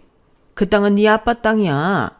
네 아빠가 노후 대비로 못 팔게 하는 걸 나더러 어쩌라고. 그리고 형이랑 누나는 알아서 결혼했는데 너도 그렇게 해야지. 사고 쳐서 결혼하는 주제에 뭘 해달라는 거야? 엄마, 지금 말 다 했어? 내가 언제 결혼한대? 엄마랑 형이 책임져야 한다고 해서 겨우 마음 잡고 하는 결혼이야. 그럼 내 요구사항 정도는 들어줘야지. 얌마, 너 그 주둥이 닥치지 못해? 그럼 처음부터 재수씨 임신시키지 말았어야지. 네가 뿌린 씨 때문에 이렇게 된 걸 왜 엄마한테 진상이야? 네 누나도 월세에서 시작했어. 그리고 지금 청약 당첨되고 성실하게 살아서 아파트 살잖아. 너도 형 누나 보고 배워. 가오 빠지게 나더러 지금 월세를 살라는 거야? 전세도 아니고. 그럼 네가 전세 보증금을 벌어오든가. 너 그 월세 보증금도 형이랑 형수가 겨우 맞춘 거야. 네, 저는 없는 형편에 도련님 신혼집 월세 보증금 해줘야 한다는 말에 몇 날 며칠을 씩씩거렸어요. 막말로 우리 아들도 아닌데 그렇게 해야 할 이유가 없잖아요. 그런데 시어머니는 당장 줄 목돈이 없다며 결혼식이랑 신혼여행은 자기가 어떻게든 돈을 맞춰볼 테니 저 무책임하고 밉상 도련님 신혼집 월세 보증금을 해달라고 하셨어요. 단 나중에 그 보증금 이사할 때 도로 찾아오는 조건으로 남편과 합의를 했는데요. 그것도 그때 가봐야 알 일이라고 생각했죠. 원래 돈이라는 게 받을 때랑 빌려줄 때 다르잖아요. 그런데 남편이 달리 방법이 없다고 하고, 그래서 정말 울며 겨자 먹는 심정으로 제 퇴직금까지 털어 도련님 월세 보증금을 맞췄는데 도련님이 가오 어쩌고 저딴 말을 하니 손이 저절로 올라가더라고요. 저한테도 남동생이 있거든요. 그리고 저는 남동생이 말 같지도 않은 소리를 하면 거침없이 손이든 발이든 날리던 누나였는데 정말 한 대 시원하게 패고 싶은 걸 도련님이라고 겨우 참았어요. 그리고 그날부터 남편이 미친 듯이 미웠는데요. 그래서 남편이 제 눈치를 많이 봤죠. 집안일도 알아서 찾아서 하고 애들 보는 것도 시키지 않아도 했는데 그거라도 하니까 참고 살았지. 안 그랬으면 그때 벌써 남편 때문에 이혼했을지도 몰라요. 아무튼 그렇게 도련님은 저희 돈으로 신혼집 얻어 결혼했고 1년도 못 살아 동서가 집을 나가면서 이혼했는데요. 저희끼리 만나는 건지 동서가 집을 나가면서 저희가 보태준 보증금을 들고 튀었더군요. 그 때문에 도련님이 아이 데리고 시댁으로 들어갈 수밖에 없었는데 자기도 피해자라며 저희 돈을 갚을 생각이 없다고 했어요. 그리고 시어머니 역시 우리 막내가 그러고 싶어서 그랬냐? 얘도 따지고 보면 억울해. 나쁜 건 돈 들고 튄 그 무책임한 년인데 왜 엄한 애를 잡아? 너는 그까짓 돈이 네 도련님보다 더 중요하니? 라며 제가 그 돈 아까워하는 걸 고가워하셨는데요. 그때 남편도 제 편을 들더군요. 그 돈이 그래도 저희 집 돈이니 자기도 발끈하더라고요. 그래서 도련님 보고 밖에 나가 막노동을 하든 대리운전을 하든 월마다 조금씩 갚으라고 했는데 그 말을 들을 도련님이 아니었죠. 그렇게 그 일로 저희 집과 시댁은 원수지간이 되어갔어요. 그리고 제 친구들과 친정 식구들은 사정을 다 듣고 그 돈은 잊어버리는 게 정신건강에 좋을 것 같다고 했는데 저희도 넉넉한 생활을 하는 게 아니라서 그 돈이 마냥 아깝기만 했죠. 그러다 저희 부모님이 오랜 공부 끝에 경매에 나온 5층짜리 상가를 낙찰받았고 저희 부모님은 그걸 당신의 노후라고 하셨는데요. 경매에 낙찰받고도 근 1년은 서류 작업하랴 상가에서 장사하는 임차인과 적당히 합의 보랴 바쁘셨어요. 그러면서도 돈 때문에 속상한 딸이 안 돼 보였는지 저희 아빠가 나중에 아빠가 제대로 임대료 받으면 너 그 돈은 보전해 줄게. 그러니까 그 돈 생각 그만하고 잊어버려라. 아마 말은 못해도 네 시댁에서도 미안해하고 있을 거야. 라고 하셨는데요. 그 말이 정말이긴 한 건지 시어머니가 먼저 연락을 하셨어요. 평소 같으면 꼬장꼬장하게 나왔을 텐데 웬일로 저자제시더라고요. 그리고 자기가 능력 있으면 대신 갚아줄 텐데 그러지도 못하는 자기 속도 까맣게 탔다며 니들이 좀 봐주라고 하시더군요.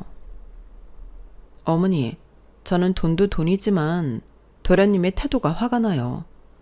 물론 도련님이 그 돈 쓰신 거 아니지만 그래도 도련님으로 하여금 벌어진 일인데 미안한 기색도 없고 이건 아니죠. 그래, 근데 걔도 지금 지 속이 말이 아니지. 지 마누라 이혼 서류 띡 남겨두고 집 나갔지. 이제 둘도 안 된 애는 있지. 지가 뭘 할 수 있겠어. 내가 편드는 게 아니라 나는 요즘 막내가 나쁜 생각할까 무섭다. 걔가 하기 싫다는 결혼 네 남편이 몰아붙였잖아. 그야 그이는 책임질 일을 했으니까 그렇죠. 그래, 알아. 근데 결과가 이렇게 됐지 않니? 나도 팔자에도 없는 애까지 보느라 탈모까지 왔다. 시어머니는 울며 겨자 먹기 식으로 도련님의 애를 보느라 힘들어 죽겠다고 앓는 소리를 하셨어요. 그리고 실제로 살도 많이 빠진 모습이었는데 힘들긴 많이 힘드신 모양이더라고요. 그래서 자기 딸한테 도와달라고 했다는데 신우가 단칼에 거절했다고 하더군요. 걔가 아주 어릴 때부터 싸가지가 없다니 똑같아. 지 자식 내가 안 봐줬는데 왜 지가 조카를 봐줘야 하냐고 지랄을 하는데 딸 자식 있어봤자 뭐하나 싶더라. 며느리가 훨씬 낫지. 안 그러냐? 네? 저요? 너는 나 도와줄 거잖아. 설마 나 이렇게 힘든 거 보고도 모른 척 할 거니? 시어머니라는 사람은 늘 저렇게 저를 부려먹으려 했어요. 아무리 당신이 힘들어 보여도 애 아빠인 도련님이 책임질 일인데 막내 편드는 거 아니라고 하시면서 막내는 싸고 도는 시어머니셨어요. 물론 저도 단칼에 싫다고 했죠. 그리고 시어머니는 입이 삐죽 나왔는데요. 저도 아쉬울 것이 없어 그러던지 말든지 했어요. 괜히 잘못 코 끼워서 조카까지 제 손으로 키우고 싶진 않았거든요. 그렇게 조카는 3살이 되었고 그때까지도 도련님은 한심한 백수였는데 그러던 중 저희 부모님이 상가를 낙찰받았다는 사실을 뒤늦게 시어머니가 아셨어요. 남편이 아무 생각 없이 말을 한 게 화근이었죠. 그리고 그때부터는 저희 부모님도 제법 임대 수익을 얻고 있을 때였는데요. 저희 아빠가 말한 대로 저희 부부가 손해본 월세 보증금을 저희 아빠가 보존해 주셨어요. 그리고 그걸 남편이 자랑이라도 하듯 시어머니에게 말을 한 거고요. 그러자 시어머니 눈빛이 변하셨는데요. 어느 동네에 있는 상가냐? 너는 왜 지금까지 말을 안 했냐? 축하 선물이라도 보내고 싶으니 주소 좀 알려줘라. 등 질문이 쏟아졌죠. 그리고 저는 그 어느 질문에도 제대로 대답하지 않았어요. 자식들도 저희 부모님 재산에 관심이 없는데 시어머니가 저희 친정 건물에 관심을 갖는 건 어쩐지 좀 부담스러웠어요. 하지만 시어머니는 집요하게 물으셨고 급기야 저희 엄마한테 전화해서 사돈, 며느리한테 얘기 들었습니다. 건물주가 되셨다면서요? 세상에나 어쩜 이런 경사가 다 있을까요? 아, 네. 경사는 무슨 그냥 작은 건물이고요. 대출 받아서 낙찰받은 거라 아직은 실감도 안 나요. 안 해본 거라 이것저것 시행착오만 많고요. 그래도요, 건물 있으면 든든하잖아요. 두 분 은퇴해도 따박따박 돈 들어오고 정말 부러워요. 에이, 그 정도는 아니라니까요. 그러지 마시고 저 주소 좀 알려주세요. 그래도 명색에 제가 사돈지간인데 화환이라도 보내야죠. 아닙니다. 무슨 화환까지. 괜찮아요. 그럼 제 성이라도 표시하게 주소 주세요. 제가 궁금해서 그래요. 저희 엄마는 몇 번이고 거절했지만 집요한 시어머니의 말에 그냥 주소를 알려줬다고 했어요. 그리고 작은 화분이 하나 도착했다고 했는데요. 그 화분 보고 처음엔 어안이 벙벙했다고 하시더라고요. 하지만 그날 이후 시어머니는 저희 부모님도 잘 가지 않는 상가를 자주 가셨고 거기 관리실에 수시로 들러 이것저것 캐물으셨다고 했는데요. 상가 5층이 평수가 제법 커서 저희 부모님이 낙찰받기 전부터 비워져 있었다는 걸 아셨어요. 그리고 저희 엄마에게 고기 선물이며 생선 선물이며 나중엔 홈쇼핑에 파는 화장품까지 보내는 등 갑자기 선물 공세를 하기 시작하셨는데 저희 엄마가 부담스럽다고 안 받겠다고 하니 며느리가 너무 예뻐서 드리는 거예요. 나는 우리 며느리만 보면 그렇게 사돈분들에게 고맙더라고요. 저렇게 잘 키운 딸을 우리한테 주시다니. 라며 누가 봐도 마음에 없는 소리를 하셨는데 본인이 돌려받지 않겠다고 고집을 부려 그 선물을 받아놓고 어떻게 처리할까 고민하셨어요. 그리고 저를 통해 돌려드리라고 하셨는데요. 그때 제가 모든 사실을 알게 되었죠. 그래서 제가 그 선물 꾸러미를 들고 시댁으로 갔고 도대체 왜 그러시는 거냐고 단도직입적으로 물었는데요. 시어머니는 돌아온 선물을 찬찬히 보더니 이런 소리를 하셨어요. 그래도 고기랑 생선은 드셨나 보네. 그럼 다 돌아온 건 아니다. 뭐라고요? 어머니는 도대체 무슨 생각으로 이런 걸 저희 집에 보내셨어요? 네 엄마가 아무 소리 안 하든? 난 정말 좋은 뜻에서 보낸 거야. 한 가족이잖아. 갑자기요? 어머니가 언제부터 저희 친정 식구들을 가족이라고 생각하셨다고? 어머, 얘 좀 봐. 난 늘 가족이라고 생각했다. 그리고 나는 개인적으로 니네 엄마 대단하다고 생각해.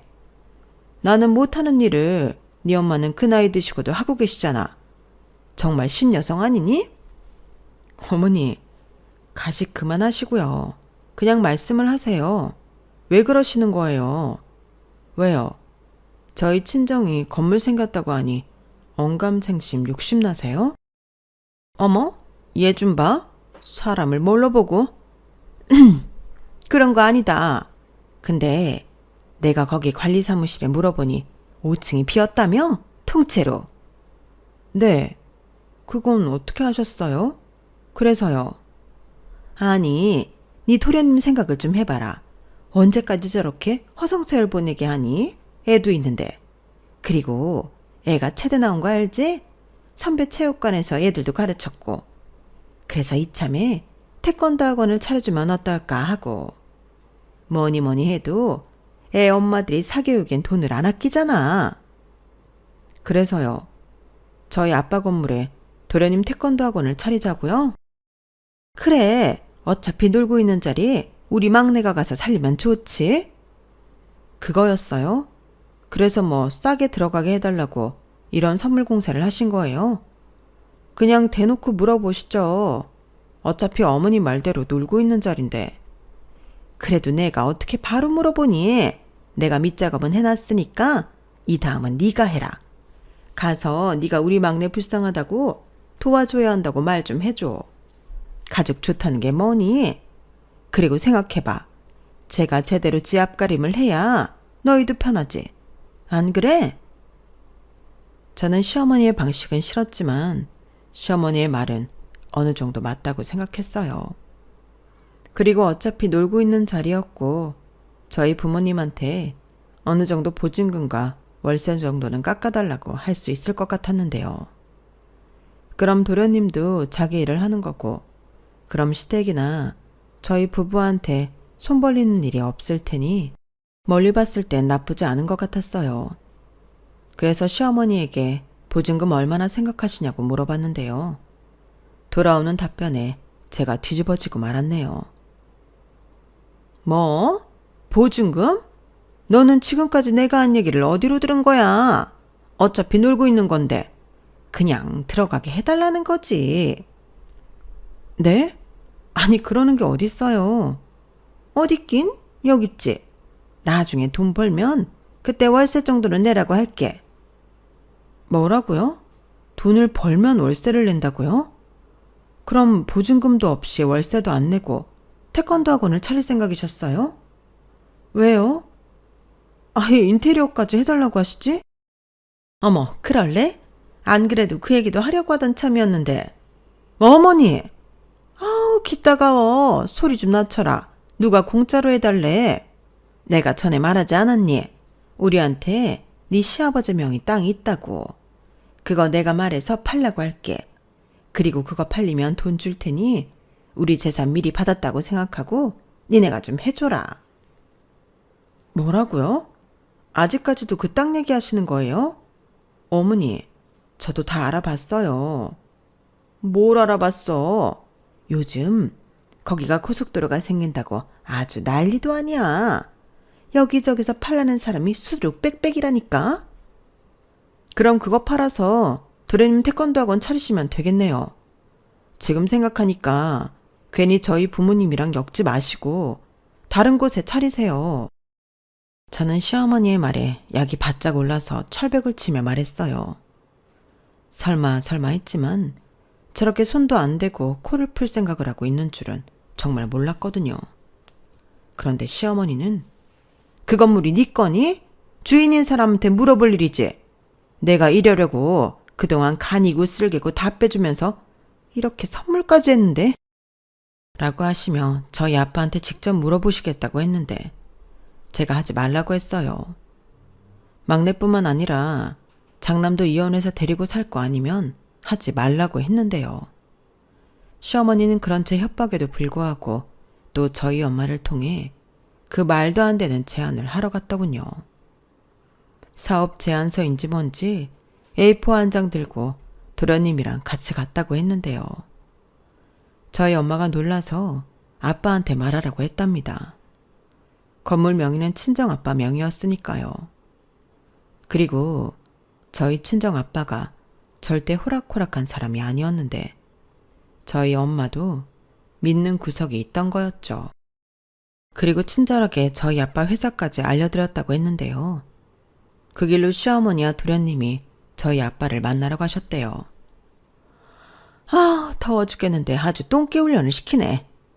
라며 투덜거리셨다고 했는데 저도 그때 친정엄마한테 연락을 받고 이런 말도 안 되는 일이 벌어지고 있다는 사실을 알게 되었어요. 그래서 남편한테 바로 얘기해서 저희 아빠 회사로 가보라고 했는데요. 저희 아빠가 그 엉터리 사업 제안서를 읽고 어이가 없다는 듯 피식 웃었다고 합니다. 나중에 알았는데 그 사업 제안서라는 거엔 시어머니가 죽으면 시아버지 땅을 팔아 저희 부부에게 그대로 상속할 테니 그 돈을 당겨 썼다고 생각하고 비워져 있는 5층 상가를 무료 임대해달라는 내용이 적혀 있었다고 하더군요. 거기에 확실하게 약속을 받고 싶었는지 월세랑 관리비도 어느 정도 체육관이 자리 잡히기 전까지는 안 받는 걸로 해달라는 옵션이 있다고 했는데요. 그게 무슨 옵션이라는 건지 남편도 얼굴이 화끈거렸대요.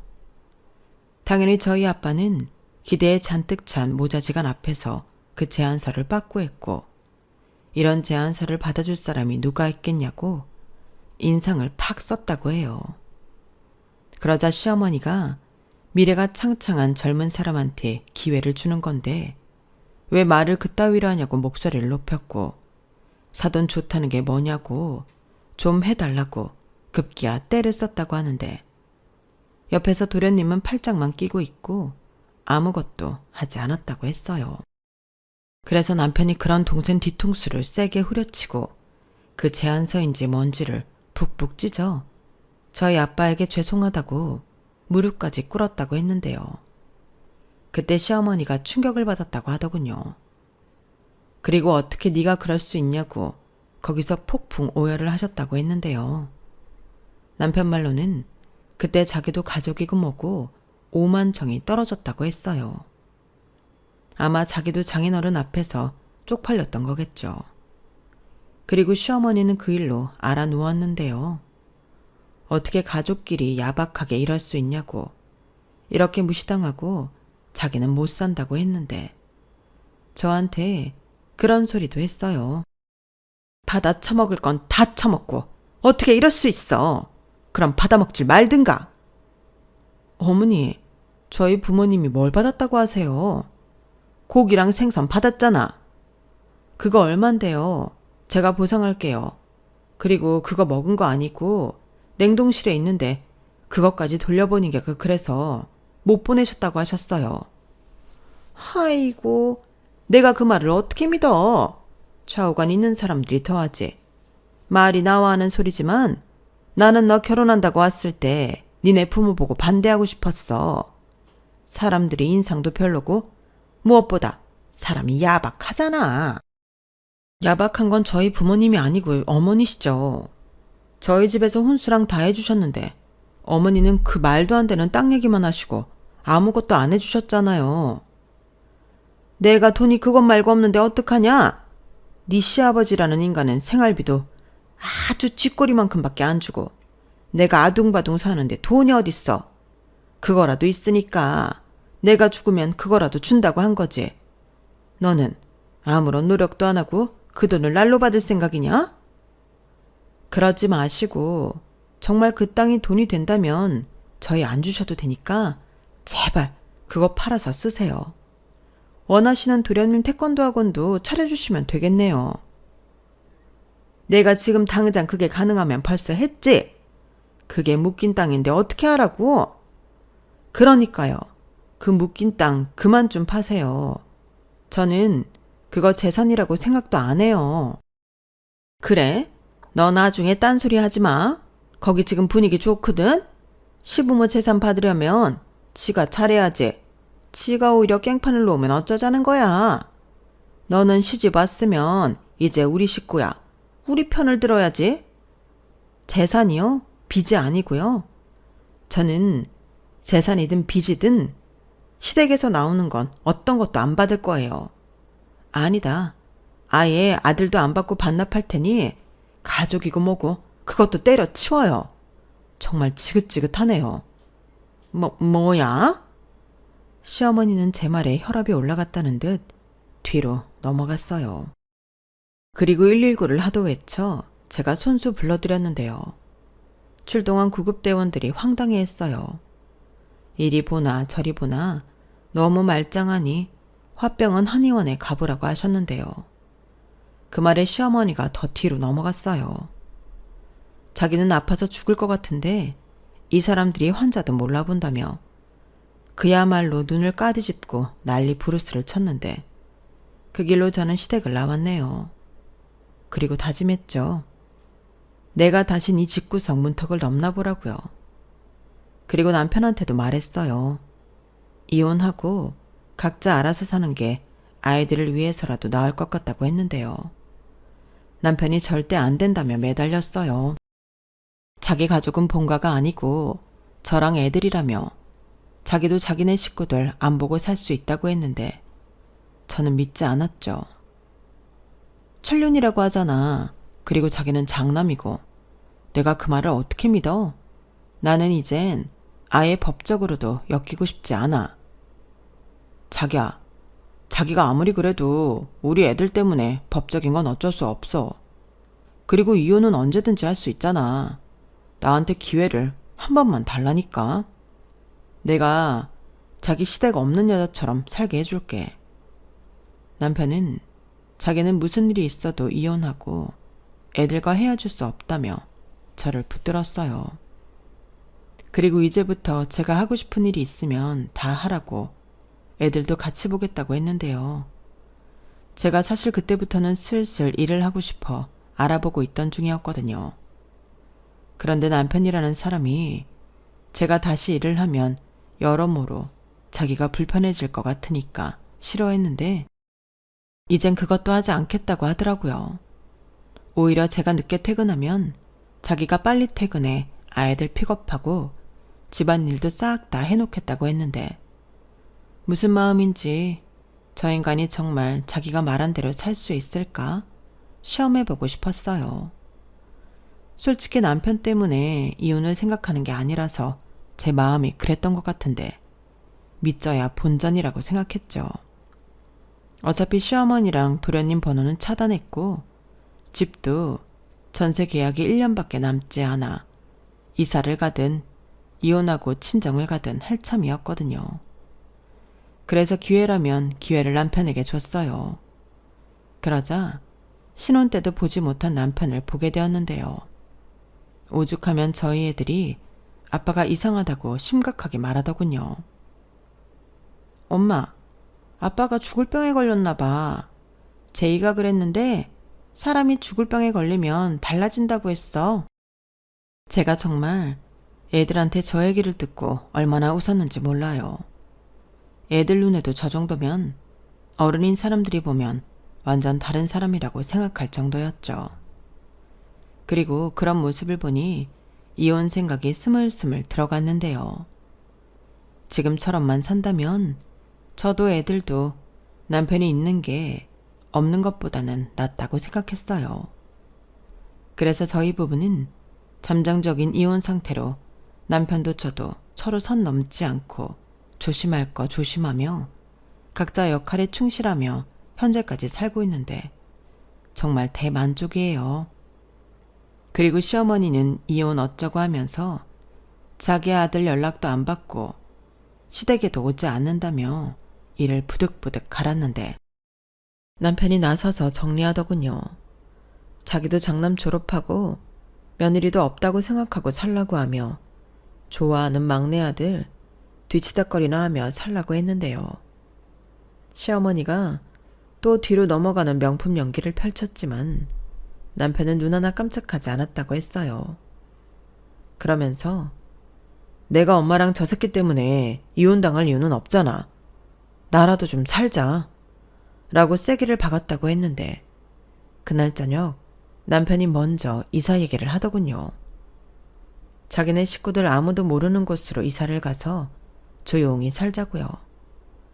그래서 현재 이사와 살고 있고 이 집은 친정에서 도와주셔서 매매로 들어와 살고 있는데 처음 가져보는 내 집에 매일매일 행복하게 살고 있습니다.